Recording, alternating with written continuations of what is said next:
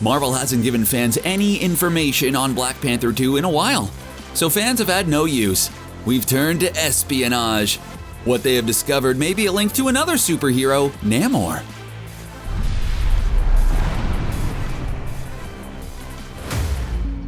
Our first tip-off that there might be some trouble involving Namor came in Endgame. During the holographic Zoom meeting the Avengers had, Okoye mentioned underwater earthquakes near Wakanda. For comic fans, this seemed like a big hint. The MCU is known for dropping small hints about future movies. The problem was shaken off by Okoye, but if the tremors continued, Wakanda would have to investigate. Well, our top agents at Reddit think that's exactly what's gonna happen. Reddit actually stands for Reconnaissance Entertainment Daily Debriefing Intelligent Task Force. I'm like 90% sure that's where that name comes from. Well, okay, maybe like 80%. Once Okoye goes off on her investigation under the sea, she'll find something shocking. Those tremors weren't naturally occurring at all, but caused by some sort of strange technology. What's even more shocking is that the tech seemingly comes from another secret kingdom. Instead of being hidden in Africa, though, this country is at the bottom of the ocean. In the first Black Panther, the status quo for Wakanda changed forever when T'Challa fully revealed the nation to the world. The Wakandans knew that would lead to consequences, but they never imagined that there were rival isolated nations for them to deal with. What better challenge for Wakanda than having them to deal with an equal? That nation, of course, is the Marvel version of Atlantis. Most people don't know much about the underwater kingdom, but luckily we have an agent on it named Milo who discovered the Lost Empire. Wait, no, now they're telling me that's actually from Disney's Atlantis: The Lost Empire and not real life. My bad, everyone. Go ahead and redact that, thanks. Marvel's Atlantis was a nation like any other thousands of years ago, before a great cataclysm sank it into the water. Now they have a secret, highly advanced culture that rarely interacts with the surface world. Usually when they do interact, it doesn't go super well. Atlanteans tend to be angry about the whole ocean pollution problem. They probably don't like the movie Blackfish much either. Just like Wakanda, the nation kept itself hidden to protect itself from the rest of the world. This led to a lot of advancement that, along with the hidden powers of the Seven Seas, made them the perfect foil for Wakanda. That and the fact that they have their own superhero king. Namor the Submariner is one of the oldest comic characters still being written about today. He's from the old school World War II comic days along with Captain America. While Captain America is everybody's favorite nice guy Boy Scout, well, Namor is… he's not. How can I put this delicately? Namor is a drama queen. In a world that includes Thor, Tony Stark, and Wolverine, Namor is the guy who has the worst rep for being a hothead. He's been a superhero, a supervillain, and pretty much everything in between. Maybe he wants to take Wakanda's vibranium for Atlantis. Or maybe he thinks that Wakanda is a threat somehow. Honestly, it's not really that hard to provoke Namor. He lives in a near constant state of provoked anger. As far as superpowers go, Namor is a powerhouse. He has incredible levels of strength, like this guy has traded blows with the Hulk multiple times. He can also breathe underwater, swim incredibly fast, communicate with fish, and he has limited hydrokinesis. Not to mention the fact that he has these adorable little angel wings on his ankles that let him fly. $20 says that the MCU cuts out the ankle feathers. Not only does Namor offer a great challenge for the Black Panther family, but he also provides an in for two other franchises. Like the X-Men, Namor is a mutant. This explains how he's lived for so long and is powerful even by Atlantean standards. He's also a reoccurring threat/friend to the Fantastic Four. Namor's kinda got a thing for Sue Storm that he's had a hard time letting go of over the years. He's actually more famous a character in other heroes' books, so don't expect a Submariner film. Who would even watch that movie? A film about a half-Atlantean royal who must prove himself to his underwater people who don't trust him? That would never make any money. Oh yeah, that sounds just like the Aquaman movie. I hear it now. While they seem somewhat like carbon copies of each other at first, you realize something when you look a bit closer. The two are definitely copies of each other. Sure, Aquaman is blonde and actually wears a shirt sometimes, but these two Atlantean kings are incredibly similar. If the MCU was worried about copying the Aquaman movie, then they pretty much couldn't use Namor at all. Namor was created first, and Aquaman pretty much stole Black Panther's plot beat for beat, so it's probably fair dues. Most fans are pushing like someone like Daniel Day Kim or Luke Evans, but I kinda hope Marvel casts Jason Momoa as Namor and he could do both. The man has already been in Stargate Atlantis and Aquaman. He might as well go for the Atlantean bingo. As for Black Panther 2, Aquaman may have been given an epic underwater battle, but Black Panther 2 may give us the ultimate showdown of land versus sea. So how would the Atlantis versus Wakanda conflict go?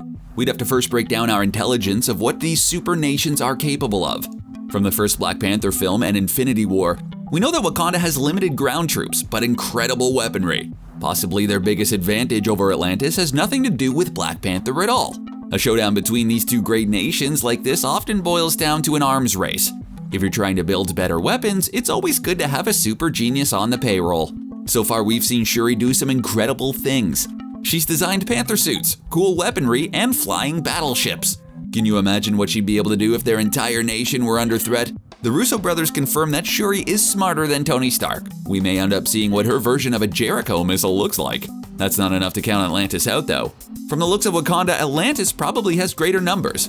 Wakanda survived a coup, an alien invasion, and Thanos' snap. Chances are their numbers are even more depleted than normal. While Shuri will undoubtedly build greater weapons than Atlantis, the Sea Nation still has some terrifying resources hidden in the waves. Sea monsters, underwater weapons, and the ocean itself are all weapons at their disposal. Not to mention the fact that Atlantis has singing crabs at their disposal as well. Wait, that might be another Disney movie. Have you ever wanted to see T'Challa try and slay a frickin' kraken while Wakanda is being flooded? Yeah, that's exactly the kind of firepower Atlantis is packing. So the kind of action scenes we'll see in this movie could feature a Wakandan navy built by Shuri. This fleet would then have to go up against a massive wave of soldiers from the sea and giant underwater monsters. You know that there would be a scene where M'Baku tries to steal the show again. The only question from comic fans is whether he'll go up against Orca or Atuma from Team Atlantis. Not only that, but Okoye will have to take on Namora. If she wins that, hopefully she'll finally get that Wakandan Starbucks. Meanwhile, Namor would lead a team into Wakanda to take down that huge shield protecting their border. Once it goes down, the whole thing would be over. They'd flood the country with a massive tsunami, and all that vibranium would be theirs. That brings us to what we've all been waiting for. At the end of the day, this showdown is going to be about the main event, Namor versus Black Panther. Blow for blow, Namor is undoubtedly the stronger of the two. Unfortunately, that works just as much against Namor as it does for him. Every blow he lands on T'Challa would only make him more powerful, as his suit absorbs the energy. We could also assume that Shuri has made a new Panther suit full of new toys for Namor to deal with.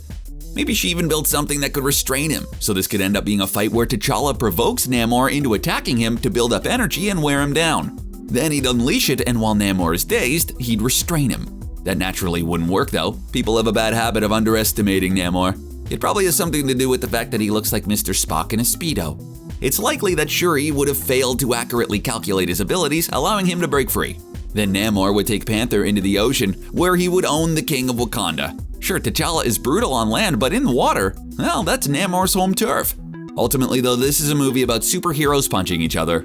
There's only one way it ends, and that's with friendship. That's especially easy with T'Challa. For whatever reason, no one can stay enemies with him.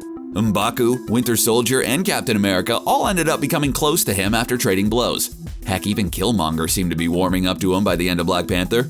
He's just a really solid bro, you know? That, and it's a Marvel movie, so the whole thing is probably a supervillain plot.